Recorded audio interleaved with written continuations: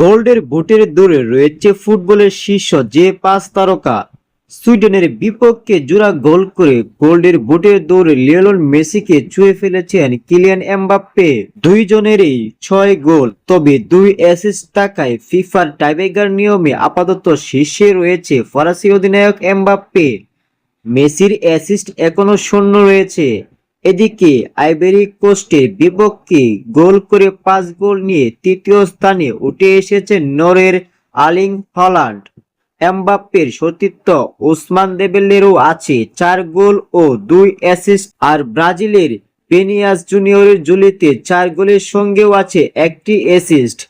তবে কি Kylian Mbappe, Lionel Messi, Erling Haaland, Ousmane Dembele ও ভিনিসিয়াস জুনিয়র গোল্ডের বুটে দৌড়ে এক পা কেউকে ছাড় দিচ্ছে না? কঠিন সমীকরণ চলছে এখন 5 তারকার মধ্যে।